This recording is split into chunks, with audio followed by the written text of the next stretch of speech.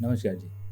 पिछले दिनों मैंने मंटो के बारे में कुछ वीडियो डाले थे और उनमें जिक्र आता है कृष्ण चंद्र जी का। कृष्ण चंद्र जी का जब जिक्र आता है तो कहीं ना कहीं बातें सरहद पार भी पहुंचती हैं। और वहाँ से मुझे कॉल आते हैं कि जी मंटो की बेटियां हैं यहाँ लाहौर में हैं। वो सारी चीज़ें होने के बाद अचानक से हमारे उस वीडियो पर एक कमेंट आता है।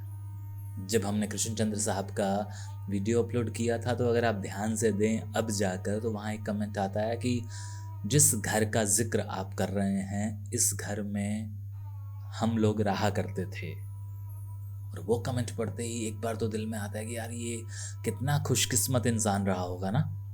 और मैं उस पर लिख देता हूँ कि आप बड़े खुशकिस्मत हैं। और क्या मैं और कुछ जान सकता हूँ उस घर के बारे में। तो उन्होंने लिखा कि 30 साल पहले हमने वो घर छोड़ दिया। और उत्सुकता बढ़ती है और मैं उस शख्स के इनबॉक्स में एक मैसेज करता हूँ। अच्छा हाँ, मैं यहाँ बता दूँ कि वो जो शख्स हैं उनका नाम या आप ही देख लीजिएगा, मैं नहीं बताता।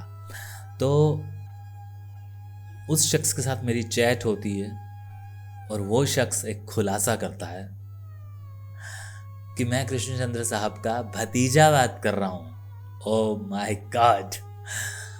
अब मेरी इस खुशी को वही लोग समझ सकते हैं जो साहित्य प्रेमी हैं, मंटो और अश्क साहब के उस दौर के हैं, कृष्ण चंद्र साहब के, अमृता प्रीतम जी के उस दौर के हैं, जिन लोगों ने एक्चुअली उस पर कमेंट किए हैं। ये वीडियो शायद उन्हें ही ज़्यादा पसंद आएगा। और मैंने मैक्सिमम कमेंट्स पढ़े हैं, वो सारे के सारे लिटरेरी लोग हैं।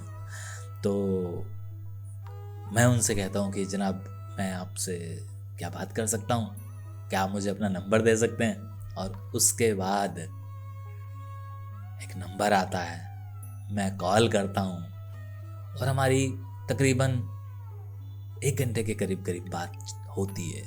और मैं सोचता हूँ कि मैंने पहली ही मुलाकात में उनका इतना वक्त ले लिया तो मुझे उन्हें कह देना चाहिए कि मैं माजरत चाहूँगा कि मैंने आपका, लेकिन शायद उन्हें भी अच्छा लग रहा था और वो भी मेरा हौसला अफजाई कर रहे थे कि आप ऐसा कर रहे हो, हम आपको कब से देख रहे हैं। तो मैंने फिर कृष्ण चंद्र साहब के बारे में कुछ और चीज़ें पूछनी शुरू कर दी, उन्होंने बतानी शुरू कर दी और वो सिलसिला फिर बातों का चलता रहा। फिर मुझे पता चला कि अरे इनका तो एक पब्लिकेशन भी है। फिर कृष्ण चंद्र साहब का रिश्ता कहीं ना कहीं लाला जगत नारायण जी से जुड़ा हुआ है, पंजाब केसरी से जुड़ा हुआ है, किरण चोपड़ा जी से जुड़ा हुआ है, अश्विनी चोपड़ा से जुड़ा हुआ है। तो वो सारे के सारे कज़न्स हैं। तो यहाँ आके मेरा और एक्साइटमेंट थोड़ी हो जाती है और मैं कहता हूँ कि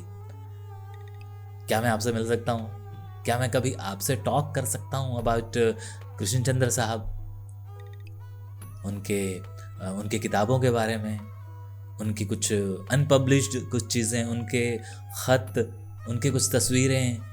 तो वो कहते हैं कि हाँ क्यों नहीं, आप जब भी आएँ, मैं दिल्ली में होता हूँ, आप मुझसे मिल सकते हैं। और मैं तो बस अब इंतज़ार कर रहा हूँ कि कब वो दिल्ली वापस आए। हाँ मैं बताना भूल गया कि वो कह रहे थे कि मुझे कुछ दिनों के लिए दिल्ली से बाहर जाना है। तो शायद 2025 में जो ये वाक़या हुआ है, जो ये अनएक्सपेक्टेड एक एक्सीडेंटल मुलाकात हुई है, ये कब एक्चुअली अब रूबरू होगी 2025 में, ऐसा मुझे लगता है।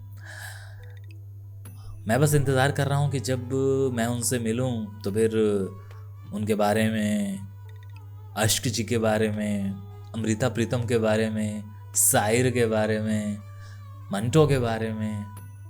हाँ यहाँ उन्होंने मुझसे अपनी एक ख्वाहिश जाहिर की कि केशव भाई आप जिस तरह से पार्टीशन के वीडियोस करते हैं तो कहीं ना कहीं आपके वहाँ तो ताल्लुकात हैं ही, उस तरह के मरासिम तो हैं ही कि आप वहाँ की ऑडियंस से बात करते हैं जो सरहद पार है, तो वहाँ से किसी तरह मंटो की बेटियों से क्या रब्ता हो सकता है। तो मैंने कहा कि हाँ क्यों नहीं, है ना, बहुत सारे लोग हैं, और स्पेशली आरिफ मलिक साहब हैं हमारे, ये जो मंटो के नाम से ही जाने जाते हैं, वहाँ एक पेंटर हैं वो हैं। और सबसे बड़ी बात कि इन सब से पहले जो आते हैं वो है नूर भाई। तो मैंने कहा कि हाँ हम कोई ना कोई तो ऐसा रास्ता निकाल लेंगे कि आपसे एक मुलाकात, टेलीफोनिकली बात हम लोग कर सकते हैं। मुझे अच्छा लगेगा कि जब आप दोनों बात करेंगे और मैं बीच में आप लोगों के साथ एक स्क्रीन शेयर करूँगा। तो वो बड़े खुश हुए, तो उन्होंने कहा कि यार ऐसा कुछ करो। तो मैंने कहा कि ठीक है। तो ये वीडियो बनाने का एक पर्पज़ ये भी था कि मैं बताऊं कि एक सदी बीत गई, उसके बाद अब तकरीबन आप कह लें कि 1935-40 की बातें उन किताबों में हैं। तो 90 साल के बाद ये सब चीज़ें अगर हो रही हैं, बंटवारा हुए 47 और 77 अब हो चुके हैं, तो उसके बाद अगर कोई कृष्णचंद्र जी को याद कर रहा है, कोई अश्क साहब को याद कर रहा है, तो ये भाई कुदरत का करिश्मा है। भगवान ने जिस तरह से ये करवाया है, ये सोशल मीडिया को क्रेडिट जाता है। तो ये जब भी होगा होगा।